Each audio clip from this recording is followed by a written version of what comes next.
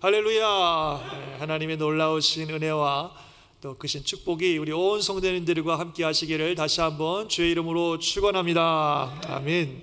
자, 오늘 창세기 20장 전장을 읽었습니다. 제목은 가려주시는 은혜. 우리 제목 같이 한번 읽어볼까요? 시작. 가려주시는 은혜.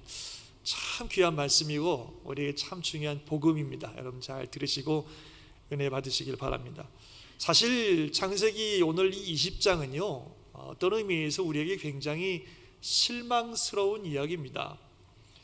하나님께서 아브라함에게 하신 약속, 자식을 전혀 낳을 수 없는 그에게 자식을 주시겠다고 하는 약속이 이제 이루어지려는 시점입니다. 바로 다음 장 21장에서 이삭이 출생해요. 그러니까 이제 하나님의 약속이 드디어 이루어지려고 하는 시점입니다. 그리고 그 앞장인 18장 19장에서는 아브라함이 천사들을 대접함으로 그 자식을 주신다는 약속을 컨펌받았고, 또 소돔성을 위해서 기도함으로 그의 조카 롯과 가족들이 구원받는 놀라운 역사들이 있었습니다. 이런 상황 속에서 아브라함은 정말 누구보다도 빛나는 인생을 살고 있고 정말 하나님을 잘 믿는 신앙인으로서 승승장구하고 있습니다. 그리고 이제 하나님의 그 약속의 실현이 코앞에 다가온 그런 상황이에요. 그런데 오늘 20장에서 아브라함은 너무나 실망스러운 모습을 보여주고 있습니다.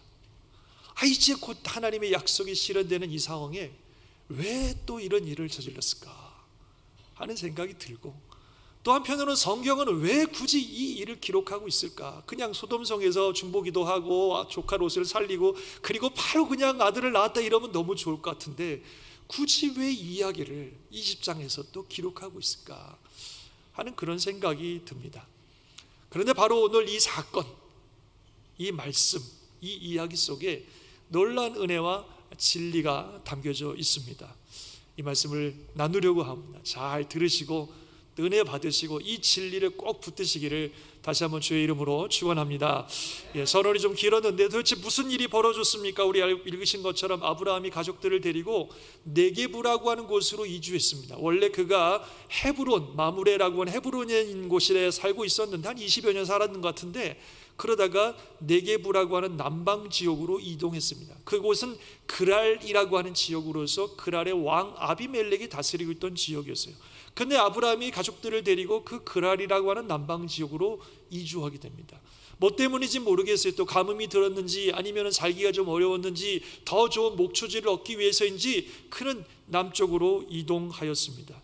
그런데 그 그랄 지방에 가자 아브라함이 자기 아내 사라를 누이라고 또 이야기를 했습니다. 이유는 자기가 죽을까 봐, 아내 때문에 자기가 죽을까 봐 아내를 또 여동생이라고 얘기하는 것입니다. 약 25년 전에 아브라함은 이런 일을 저지른 적이 있습니다. 여러분 잘 아시는 것처럼 그때는 가나안에 있다가 가뭄이 들어서 이집트로 내려갔었고, 그때 사라의 미모 때문에 자기가 죽을까 봐 사라를 여동생이라고 말했고, 그래서 이집트 왕 바로가 사라를 궁으로 데려갔습니다.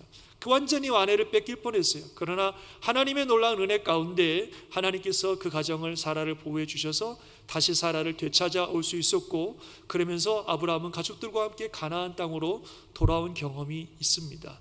이런 일을 통해서 아브라함은 큰 교훈을 받았을 것이고, 다시는 이런 일이 일어나지 않도록 잘 해야 되겠다 마음의 다짐을 하지 않았을까 그런 생각이 드는데요, 지금 25년쯤 지난 이 시점에서 똑같은 일을 하고 있는 거예요. 똑같은 상황에 똑같은 잘못을 또 저지르고 있는 것입니다. 실망스럽습니다. 그래서 이렇게 아브라함이 자기 아내를 누이라고 하자 아비멜렉은 그 사라를 데려갔어요. 궁궐로. 90세에 가까운 여인을 왜 데려갔는지는 솔직히 모르겠습니다만 학자들은 이 부분을 이렇게 이해하는 거더라고요. 이제 자신의 영토에 들어온 또 새로운 종족이기 때문에 그 종족과 화해의 관계를 누리기 위해서 그 족장의 이제 가족 중에 한 명을 이제 아내로 데려오는 그런 관습이다. 그래서 여동생이라고 하니까 데려왔다, 뭐 이렇게 이해를 하기도 합니다. 또 이런 추측도 있어요. 저는 이 추측도 일리가 있다고 생각하는데, 이제 다음 장에 가면 사라가 아이를 낳을 거거든요. 근데 90세의 여인으로서 아이를 낳는다는 건 불가능하죠. 그래서 아마도 하나님이 사라의 몸을 회춘시켜 준 것이 아닌가.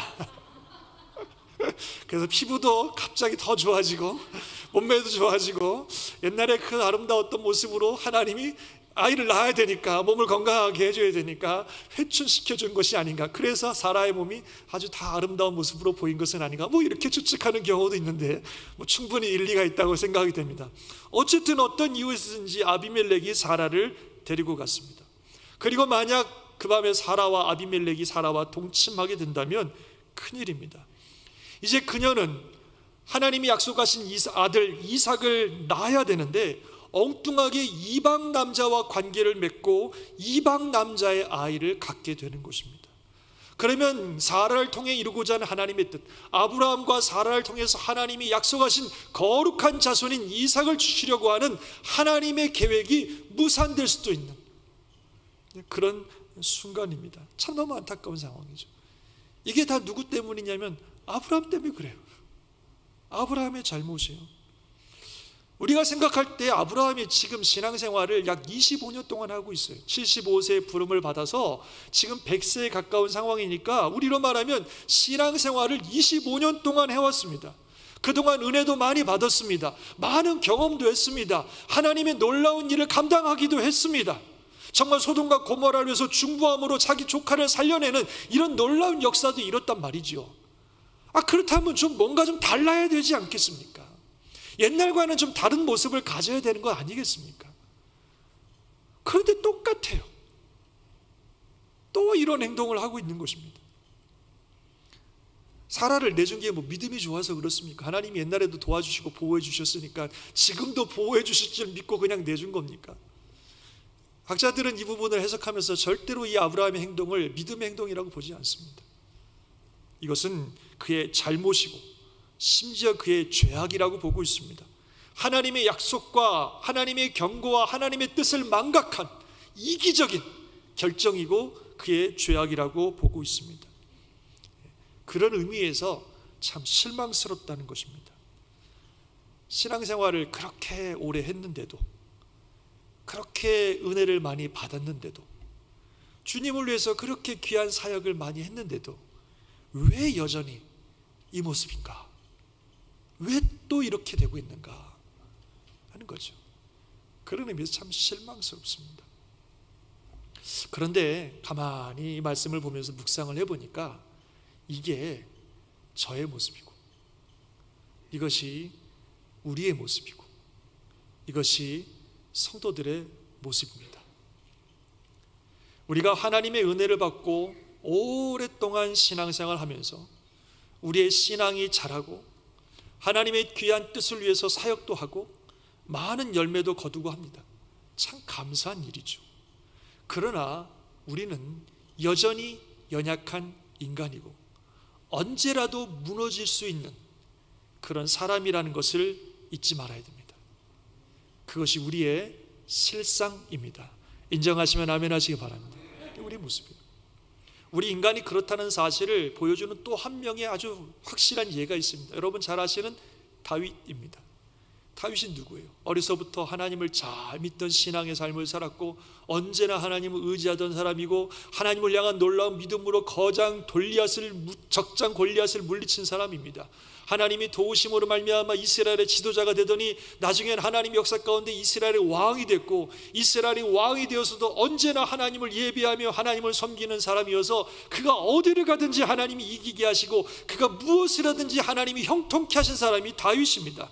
정말 이스라엘의 최고의 전성기를 누렸던 최고의 왕이고 위대한 신앙인이 바로 다윗입니다. 그런데 그런 다윗이 어느 날 하루아침에 왕창 무너졌어요. 목욕하고 있는 여인을 보더니 그 마음에 솟구치는 그런 육체의 정욕과 음란한 이 정욕을 이기지 못해서 그 여인이 결혼한 남의 집 여인인 것을 알면서도, 그것도 자기 신하의 부인인 걸 알면서도 그 여인을 데리고 와서 간음을 하고 그것을 감추기 위해서 거짓말을 하고, 그리고 거짓말이 통하지 않자 그 충직한 신하 우리아를 간교한 방법으로 죽이고, 그리고 아무 일 없었다는 듯이 그 여인을 데리고 와서 아내를 삼아버린 이런 일을 저질렀다는 거예요. 아니, 다윗이 어떻게 이럴 수가 있어요?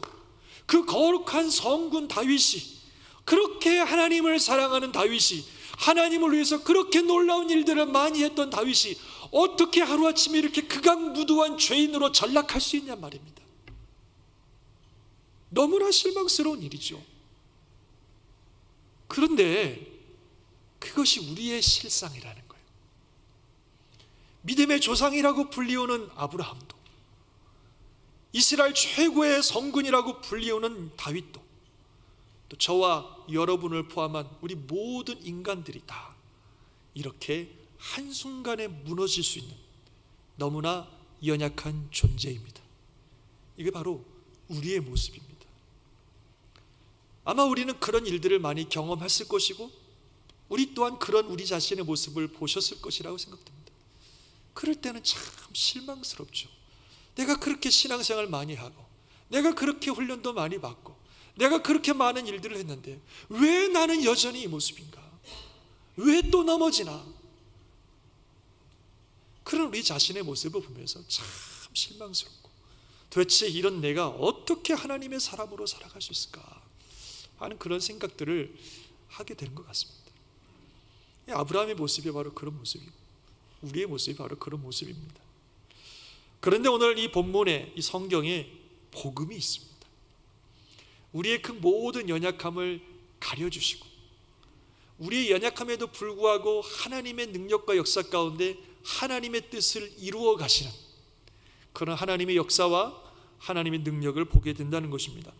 아브라함 이야기를 다시 보시면, 아브라함의 이런 잘못, 실수, 더 나아가서는 이기적인 그런 죄악 때문에 사라가 거룩한 아들을 잉태하는 것이 아니라 이방 아비멜렉의 아들을 잉태하게 생겼습니다. 그 위기의 순간에 하나님이 개입하셨습니다. 바로 아비멜렉이 사라를 궁으로 데려간 그날 밤, 하나님께서 아비멜렉의 꿈에 나타나셔서 어마어마하게 무서운 말씀을 하고 계십니다. 네가 데려간 이 여인은 남편이 있는 여인이다. 그러므로 그는 남편이 있는 여자니 네가 죽을 것이다, 이렇게 말씀하셨습니다. 그리고 또 말씀하시기를, 이제 그 사람의 아내를 돌려보내라. 그는 선지자라. 그가 너를 위해서 기도하리니 네가 살려니와 만약에 그를 돌려보내지 아니하면 너와 내게 속한 자가 다 반드시 죽을 줄 알아. 아유, 하나님이 막 무시무시한 말씀을 아비멜렉에게 하셨어요. 그냥 겁에 질려가지고 아비멜렉이 이 말씀을 듣고 다음날 일어나자마자 종들을 다 불러다가 자기가 어떤 말씀을 들었는지를 종들에게 알려주니까 종들도 다 막 무서워서 벌벌벌 떨고 당장 아브라함을 불러와가지고 사라를 돌려보냈습니다. 그래서 하나님께서 사라를 그렇게 보호해 주셨고, 바로 다음 장 21장에 가면 사라를 통해서 하나님이 약속하신 이삭이 탄생하게 하시는 것을 믿습니다. 그리고 참 감사하고 은혜로운 일은요, 이런 일 속에서 하나님께서 아브라함에게 한마디도 안 하세요. 아브라함에게 너 왜 그랬냐 막 그렇게 말씀하지 않으시고, 그냥 그의 죄와 이 연약함을 하나님이 그냥 가려주십니다. 그리고 오히려 그를 선지자라고 부르시면서 그가 다시 한번 기도하게 하시고, 그가 기도했을 때에 아비멜렉 집에 임했던 모든 심판을 거두어 가시고 그를 다시 세워주시는 하나님의 놀라운 은혜를 보게 됩니다. 우리 하나님은 이런 하나님이십니다. 저와 여러분, 우리가 연약하고 죄와 허물이 많은 사람들이지만 우리의 연약함, 우리의 죄를 가려주시고 우리를 향한 하나님의 뜻을 이루어 가시는 분이 우리 하나님이신 것을 믿으시기 바랍니다. 아브라함에게 보여주신 하나님의 모습이 바로 그런 모습이에요. 앞에 말씀드린 다윗도요, 바로 그런 하나님을 경험했습니다. 다윗은 간음, 거짓말, 살인을 저질렀습니다. 이건 아브라함의 죄하고는 비교가 안 되는 너무나 무서운 죄예요. 우리가 생각할 때 이런 죄는 용서받지 못할 죄인 것 같아요. 어떻게 이럴 수가 있어요? 그러나 다윗은 이 죄를 깊이 깨닫고 정말 하나님께 깊이 회개했습니다. 자신이 너무나 큰 죄를 진 것을 하나님께 눈물로 회개하면서 하나님께 용서를 구했어요. 하나님의 은혜를 구했어요. 그랬더니 놀랍게도 하나님이 그의 죄를 용서해 주셨습니다. 은혜를 주셨어요. 그래서 다윗이 이런 귀한 하나님의 용서와 또는 은혜를 받았을 때에 그 하나님이 주신 은혜에 감사하는 마음으로 하나님을 찬양하며 하나님께 올려드린 시편 중에 하나가 시편 32편입니다. 시편 32편은 바로 이 상황 속에서 다윗이 용서받고 하나님께 올려드린 시편인데, 그 시편 32편 1절에 이렇게 다윗이 하나님께 찬양을 합니다. 같이 한번 읽어볼까요? 시작. 허물의 사함을 받고 자신의 죄가 가려진 자는 복이 있도다. 자신의 허물이 용서함을 받고 자신의 모든 죄가 가려진 자는 복이 있도다. 다윗이 그 은혜를 경험한 겁니다. 자신의 죄가 용서받고 자신의 모든 허물을, 죄를 하나님이 가려주신 경험을 한 거예요. 그래서 그런 사람들이 복이 있다라고 그렇게 하나님을 찬양하고 있습니다. 아브라함도 그렇고 다윗도 그렇고 바로 그런 은혜를 받은 것입니다. 우리도 이 은혜를 구해야 되고 우리도 이 은혜를 받아야 됩니다. 앞서 말씀드린 것처럼 우리는 연약합니다. 하나님의 놀라운 은혜와 축복을 받았지만 여전히 연약합니다. 우리가 뭐 대단한 것을 받았고 뭐 대단한 것들을 누리고 뭐 대단한 것들을 하는 것처럼 생각하지만 다 하나님의 은혜일 뿐이고, 우리는 언제라도 그 모든 것들을 다 무너뜨리고 하나님이 주신 이 놀라운 은혜들을 다 무산시킬 수 있는 그런 존재들입니다. 너무나 연약한 존재들입니다. 앞서 말씀드린 것처럼 어찌 보면 이미 우리들의 삶 속에 그런 일들은 많이 있었고, 또 어찌 보면 우리 가운데 지금 그러고 있는 분이 있는지도 모르겠습니다. 하나님의 놀라운 은혜를 주셨건만 그 모든 은혜를 송두리째 날려버리는 그런 일들을 하고 있는지도 모르겠어요. 연약한 존재들입니다. 그래서 우리는 항상 하나님께서 우리의 죄와 허물을 가려주시는 그런 은혜가 필요합니다. 근본적으로 원하든 원치 않든 우리는 너무 연약한 존재이기 때문에 하나님께서 우리의 연약함들을 가려주시고 우리의 연약함에도 불구하고 우리를 향하신 하나님의 뜻을 이루어 가시는 이 은혜가 필요하다는 거예요. 그래서 이 은혜를 구해야 되고 그 은혜를 받아야 되고 그 은혜 안에 머물러 있어야 됩니다. 그럴 때 하나님께서 역사하시는 것입니다. 사실 처음부터 그랬습니다. 우리가 구원받아 하나님의 자녀가 되는 것도 바로 이 가려주시는 은혜 때문에 이루어진 일이에요. 우리는 너무나 죄가 많은 사람이고 그래서 하나님의 심판을 받아 멸망받아 마땅한 사람들입니다.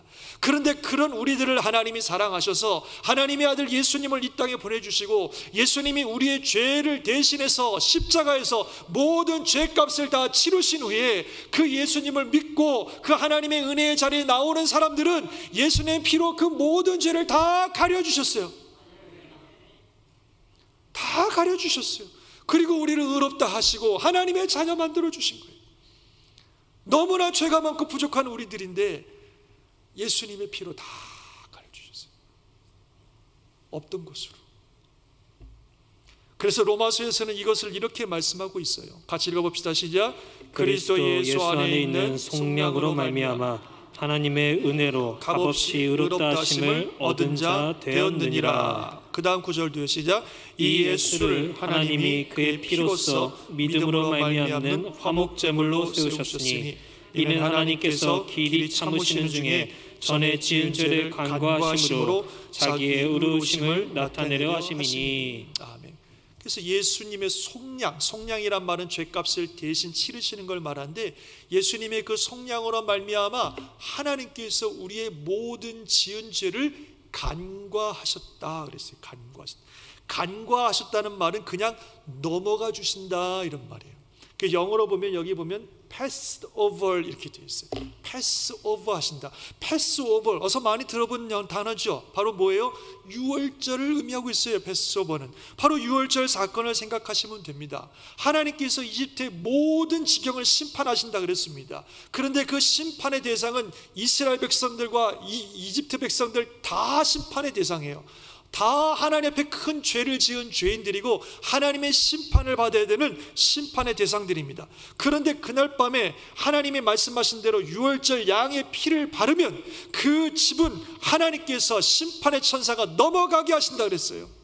패스오버, 바로 간과하시는 겁니다. 그 안에 누가 있든지, 그 안에 어떤 사람이 있든지, 그 사람이 무슨 잘못을 했든지 상관하지 않으시고 그 앞에 있는 피만 보시고 그 피 때문에 모든 죄를 넘어가 주신다. 간과하신다는 게 그런 거예요. 넘어가 주신다. 유월절 양의 피로, 다시 말하면 그들의 모든 죄를 하나님이 다 가려주신 거예요.